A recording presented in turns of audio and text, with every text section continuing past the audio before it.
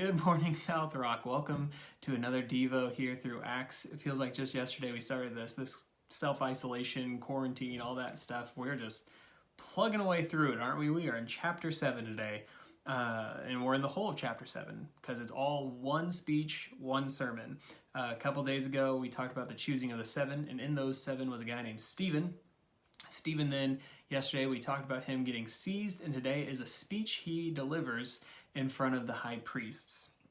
This is a major deal. The high priests are the leading body of the Jewish religion, the Jewish race at the time especially, and so he's before the judge, the jury, the executioners, and he is kind of pleading his case here.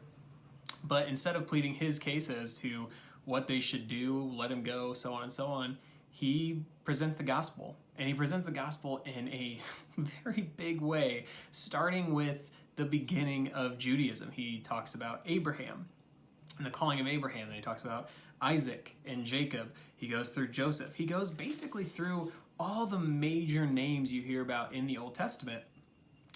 Goes through Moses, up to Moses, I should say. And there's a couple major themes that are really important and really stick out.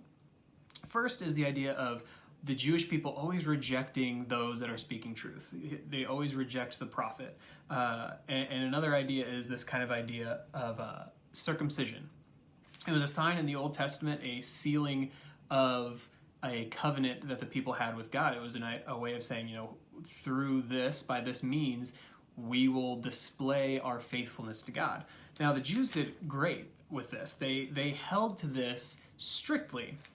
But Stephen sums up here at the end of chapter 7 why that didn't work out so great for him, because he says, "You stiff-necked people, uncircumcised in heart and ears, you always resist the Holy Spirit. As your fathers did, so do you. Which of the prophets did your fathers not persecute? And they killed those who were announced beforehand the coming of the righteous one, whom you have now betrayed and murdered, you who received the law as delivered by angels and did not keep it." And that's 51 through 53, the verses in chapter 7. And you can see there, he's saying, you followed the letter of the law. Great. You are circumcised people according to the covenant, but you're uncircumcised in your heart. Like, you didn't take it to heart. It's the idea of spirit of the law versus the letter of the law. And that can be displayed in, the letter of the law is, I need to go 55 miles per hour, no more. The spirit of the law is, I could probably go 60 and get away with it. They were really good at following the letter, but not the spirit of it. And so he kind of presents this idea of all these people in the Bible were leading up to Jesus. And you who are uncircumcised in heart, who follow not the spirit of the law, but the letter of the law, are the ones that killed him. And so he does all this, and these major themes kind of run throughout. And it made me think of two major questions that popped out. Number one, what are you doing in your life that might be following the letter of the law according to this law of Jesus' words and not the spirit of it? The idea of, Jesus said, if you are angry with your brother, that you've committed murder. Well, spirit of the law is you should be approaching people in your life with grace and with mercy and being kind to them. You shouldn't be angry with people for nothing. And so what is the kind of spirit versus letter that you're following in your life?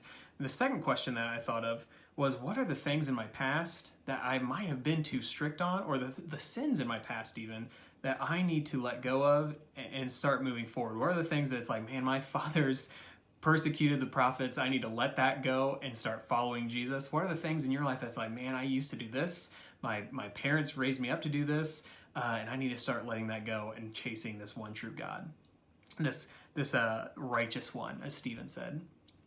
That's all I got for chapter 7 and Stephen's speech. I'm really enjoying going through this with you guys, and I hope you're enjoying it too.